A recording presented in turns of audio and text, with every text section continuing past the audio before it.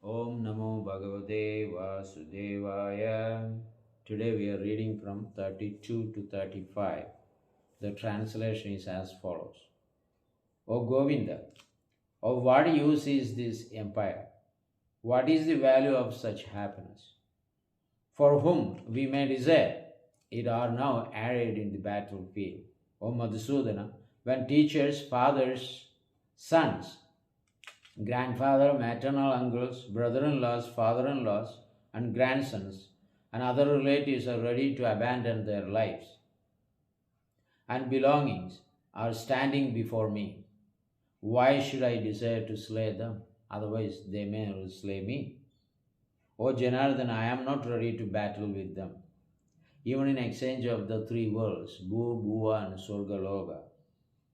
And what happiness will have from killing these people, sons of Dhritarashtra?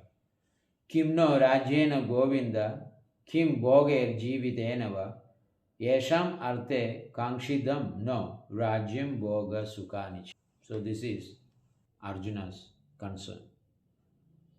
And here in this verse, Krishna was addressed by three different names by Arjuna: Govinda, Madhusudana, and Janardana.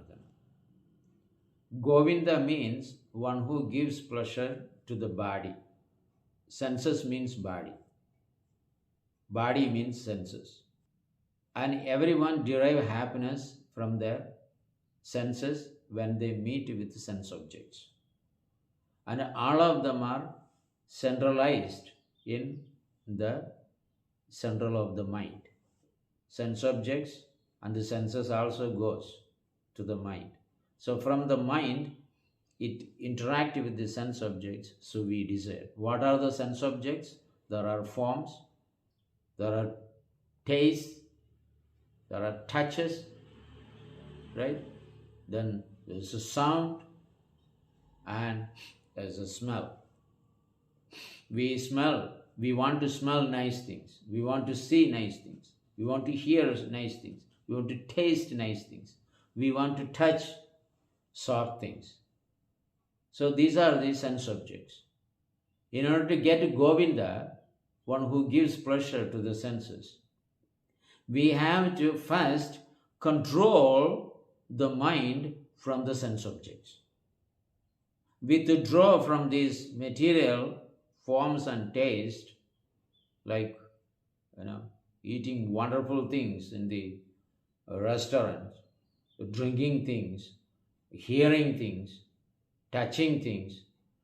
So when we withdraw our mind from all these sense objects and keep these things, divert or convert these things into the spirituality, spiritual touch, spiritual taste, spiritual sounds, spiritual smell, just by smelling the fragrance of the flowers of the Lord, and agarbatti, camphor, scents, then we control our urge for the smell. We see the form of the Lord and form of Srimati Radharani, spiritual sceneries, temples, pilgrim sites that we go. We see also devotees. So these are the perfection of the eyes, seeing.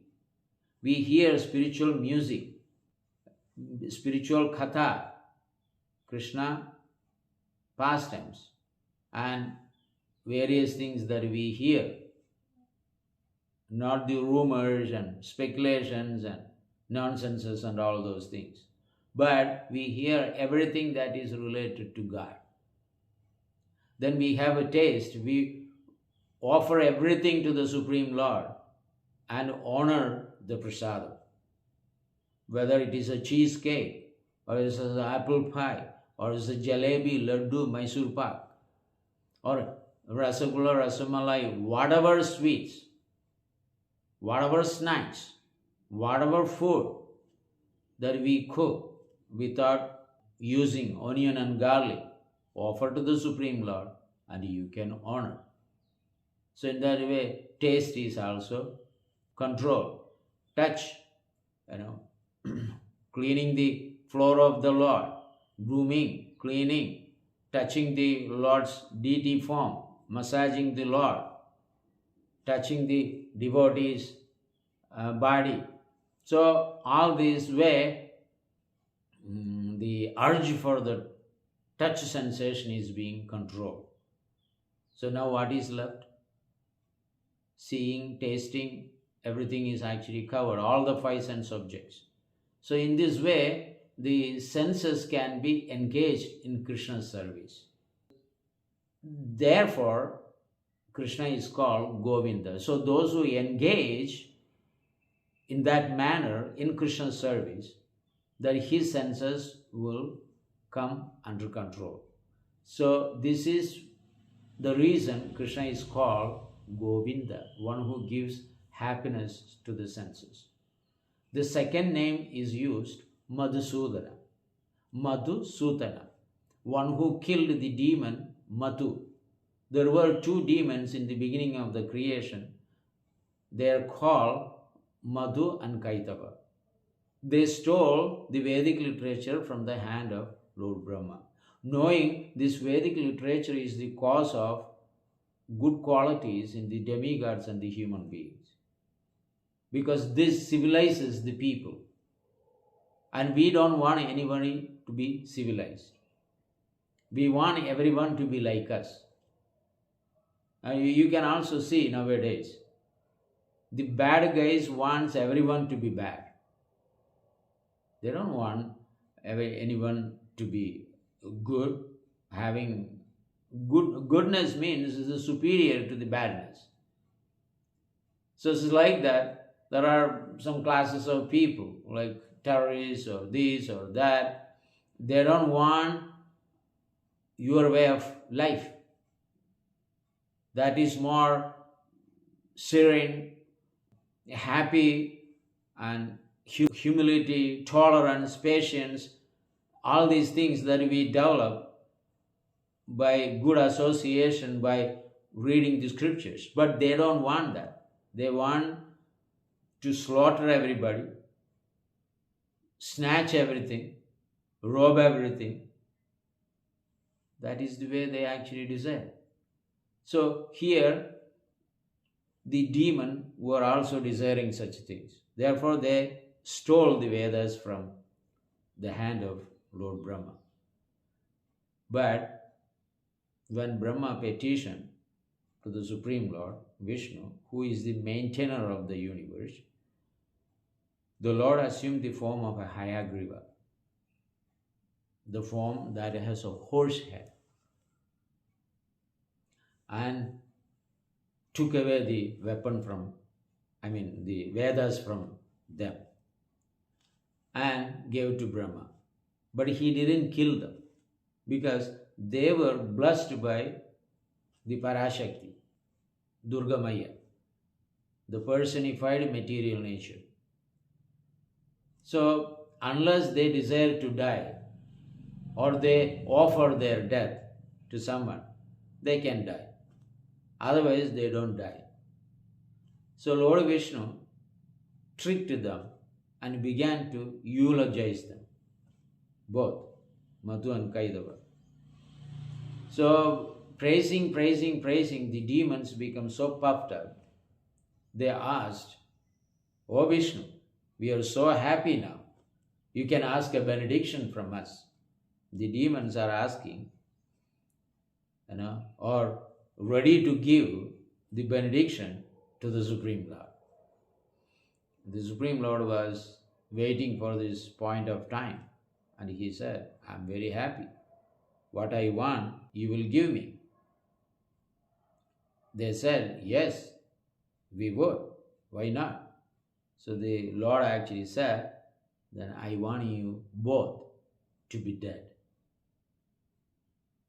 So they agreed, and the Lord cut off their head with his Sudarshan.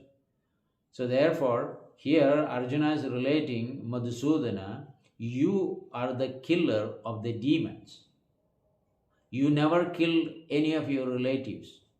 You are not called Yashoda Sutana, or Nanda Sutana or Vasudeva Sutana or Devaki Sutana. You are called Madhusudana. You killed the demon Madhu. You didn't kill your relatives, mother and father and anybody. But at the same time, here you are encouraging me to kill these people. Oh Madhusudana, that is not fair at all. So in this way, Arjuna began to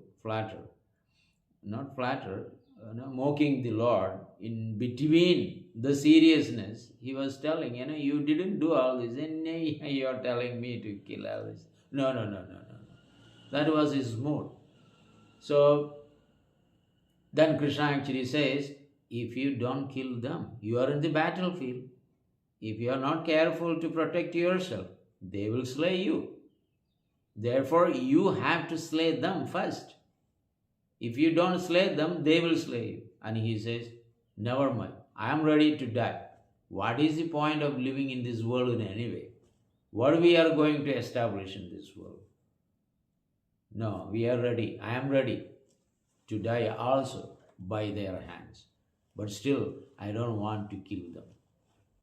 So, now, third name used by Arjuna is Janardana. So Janardana means one who maintains all living entities. What do we need? What every living entity requires? They need a nest to stay. Human beings need a house to stay. Roti, kapda, makan, bread, butter, every day is breakfast, lunch, dinner, or breakfast and dinner, or lunch and dinner. Like that, some people take 2 meals, some people take 3 meals, some people take 5 meals. So, kapda, to wear, we need to have some clothing. So, God actually provides that not only for human beings, He provides for 8,400,000 living species, 84 lakhs types of living species. He provides everyone. Therefore, he is called the maintainer of all living entities, is called Janardana. So he maintains everyone. What they require. They require medicine, the death, birth, old age, and diseases are there, the 4 things. These are the things no one can actually check. But in order to halt in between, stop, say for example, you have a disease, you can cure the disease. So medicinal values have to be there, medicine supplies have to be there, and its science has to be there, the philosophy has to be there. For everything, for death, birth, old age, disease, all the philosophy and science has to be there. And Krishna has given all those things to us. And along with the food, fruits, vegetables, nuts, everything. These are for maintenance purpose. But in order to maintain ourselves with these minimum requirements, we have increased the demand on these 4 things more and more, and people have forgotten the purpose of life and concentrating only on these things and trying to get better and better quality of these things. Because we are so much absorbed in getting better things, better accommodation, better clothes, better food, we have forgotten the purpose of life here in this world. And it's become the goal of life only become to acquire these things in a better manner, better quality. And everyone, for that purpose, you need the economy, better economy. So the Lord provided that also. Money is all over the world. So whoever goes and pick up using wisdom, they get it. But instead of using all those things in God's service, they use it in their service. Different mansions are for sale. Some are 100 crores, some are 200 crores. Cars for every walk of people, every division of people, they have valuable things. Rich people wear diamond necklaces or ruby, emerald. Poor people wear plastic and silver and copper, bronze. So Krishna has given for all classes of people all those things. Therefore, he is called Janardana. So in this way, Arjuna is addressing, you are supposed to be the Janardana. You are equal to them, and you supposed to be equal to me, supposed to be equal to them, with all of us. But now why are you partial to us and trying to kill them? No, you're supposed to be equal to everyone. So what is happening here in the dialogue between the two members? Now Arjuna is giving Arjuna Upadesh to Krishna. And now the Lord will actually tell in the second chapter of Bhagavad Gita is coming. Wow, you have given such a philosophical and scientific explanations to me on how you shouldn't be doing this or participating in this war. That is very nice. You think that you are very intelligent. Actually, you are a fool number one.